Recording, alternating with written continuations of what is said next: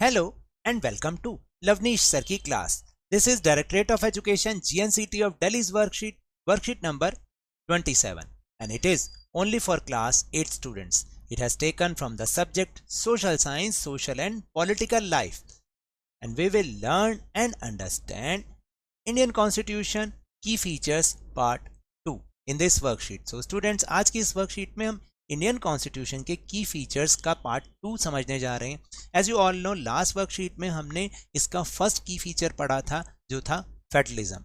Now will understand system of parliamentary form of government, यानी parliamentary form of government कैसे काम करती है, उसका क्या सिस्टम होता है, इसके बारे में आज की इस वर्कशीट में हम जानेंगे. So without wasting our time, let's start and understand with me.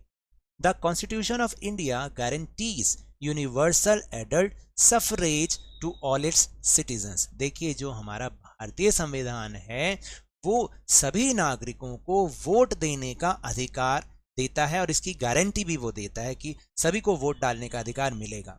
और सभी को मतलब जो हमारी कंट्री में 18 and 18 years अबव हैं, चाहे वो कोई हो, चाहे मेल हो, फीमेल हो, चाहे किसी भी रिलीजन के हो, चाहे किसी भी कास्ट के हो, किसी भी कलर के हो, तो उससे कोई फर्क नहीं पड़ता, सभी को वोट देने की पावर है. The members of the constituent assembly felt that the freedom struggle had prepared the masses for adult suffrage, यानी जो हमारे संविधान सभा के मेंबर्स थे ना, उन्होंने ये महसूस किया होगा, उस समय महसूस किया कि जो आज़ादी का संघर्ष था उसने लोगों को वोट डालने के अधिकार के लायक बना दिया है, यानी जनता अब अपने नेताओं को खुद चुन सकती है. तो ये उन्होंने समझा. They believe that this would encourage democratic thinking and methods and at the same time the factors of inequality based on differences of caste, religion and gender etcetera could also be broken. यानी उन्होंने ये भी महसूस किया और वो ये मानते थे कि भाई इससे क्या होगा, इससे जो लोगों में ना डेमोक्रेटिक थिंकिंग बढ़ेगी, और जो इनइक्वालिटी है, फैली हुई है डिफरेंसेस की, चाहे वो कास्ट के बेस पे हो, चाहे रिलीजन के बेस पे हो, चाहे जेंडर के बेस पे हो, ये सारी की सारी ये ख़त्म होंगी. यानी जो इन सब चीज़ों की बेड़ियां हैं ना, उससे हमें छुटकारा मिलेगा.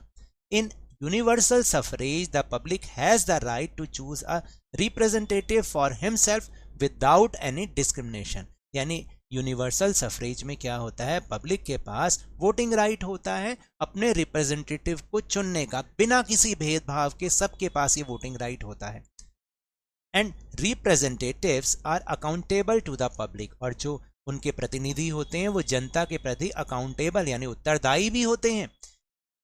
In this way the system of parliamentary form of government becomes the system of governance of the people. और इसी प्रकार ये जो पार्लियामेंट्री फॉर्म ऑफ गवर्नमेंट का सिस्टम होता है ना, ये जनता का ही शासन होता है, गवर्नेंस ऑफ पीपल होता है. क्योंकि देखो, जो रूल को चला रहा है, जो गवर्नमेंट को चला रहा है, उसे चुना किसने, उसे इलेक्ट किसने किया है, जनता ने किया. तो एक तरह से जनता ही रूल कर रही है, जनता का ही ये गवर्नेंस है, पीपल का गवर्नेंस है. अब आप समझे. Now will move on second key feature, separation of powers, यानी शक्तियों का बंटवारा.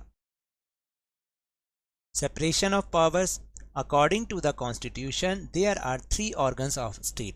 देखिए, जैसे हमारे बॉडी ऑर्गन्स होते हैं, ऐसे ही स्टेट भी एक पर्सन है जिसके बॉडी ऑर्गन्स 3 हैं. कौन कौन से हैं, let's see. Organs of the state क्या क्या हैं.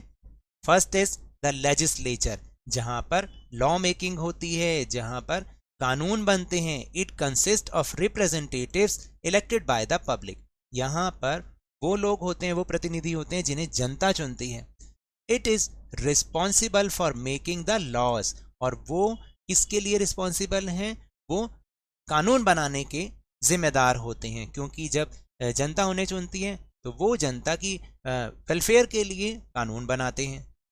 Second is the executive. Executive क्या होता है, it looks after the implementation of laws and running the government. ये काम ये क्या करवाते हैं, जो लॉ लेजिस्लेचर बनाती है उसको इम्प्लीमेंट कराते हैं, और साथ साथ में गवर्नमेंट को रन भी करते हैं. कौन, एग्जीक्यूटिव. और third organ is the judiciary, यानी कि हमारे court system. It looks after the system of justice.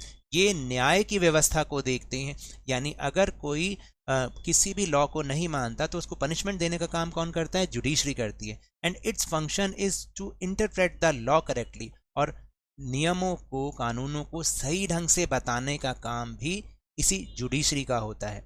In order to prevent the misuse of powers by any branch of government, the constitution says that each of these organs should exercise different powers.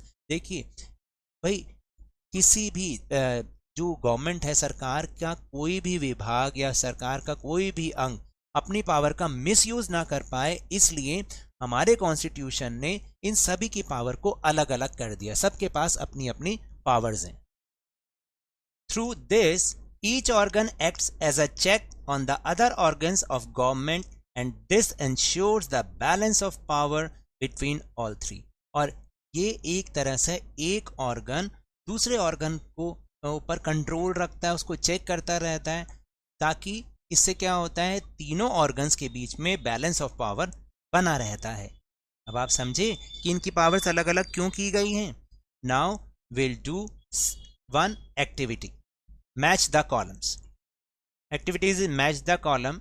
आपको क्या करना है, column A और column B को सही के साथ सही को मैच करना है। So let's see. First is minimum age of voting in India. कितनी होती है minimum age of voting in India? अभी मैंने ऊपर आपको बताया भी है, 18 years. Then second is law making agency of the state.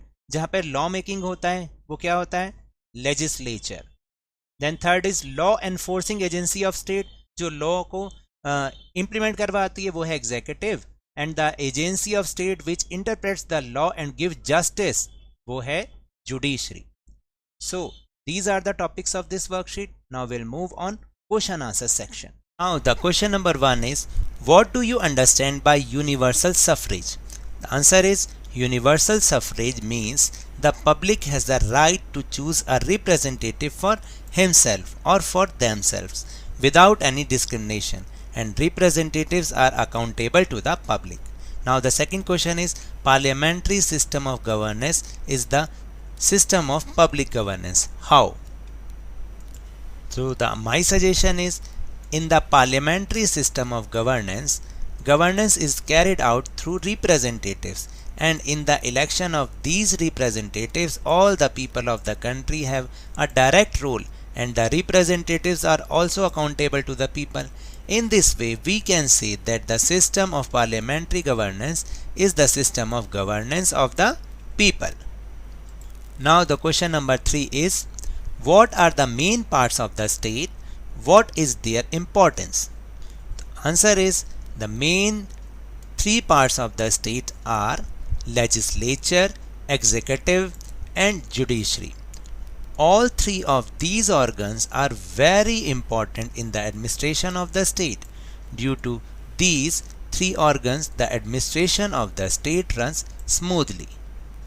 Now the last question, question number 4 is, explain sharing of power. To prevent misuse of powers by any part of the state, the powers of all these organs are different from each other. On the basis of this kind of sharing of power, each limb rests on the other limb, and this keeps the balance of power between the 3 limbs, जिसे मैंने आपको अभी ऊपर बहुत अच्छे से समझा। So now that's all for this worksheet. अगर मेरे इस तरह समझाने से अब आपको समझ में आने लगा है तो इस चैनल और वीडियो को लाइक कीजिए, शेयर कीजिए, और अगर आप न्यू हैं तो सब्सक्राइब भी कर लीजिए, ताकि आपको सारी नोटिफिकेशंस टाइमली मिल जाएं। लेकिन हमारे चैनल जो कि टेलीग्राम पर बना हुआ है, लवनीश सर की क्लास, उसको ज्वाइन करना ना भूलें, ताकि सारी नोटिफिकेशन, सारे वीडियोस आपको एक साथ एक जगह पर मिल जाए, और उसका लिंक आपको इस वीडियो के डिस्क्रिप्शन बॉक्स में मिल जाएगा। And remember, whenever you will go outside, specially whenever you will go to school, please wear your mask. और जब भी आपकी टर्न आए, कोरोना की वैक्सीनेशन जरूर लगवाएं, क्योंकि कोरोना को हराना है और जिंदगी को एक बार फिर से सुहाना बनाना है। इसी उम्मीद के साथ, थैंक यू वेरी मच।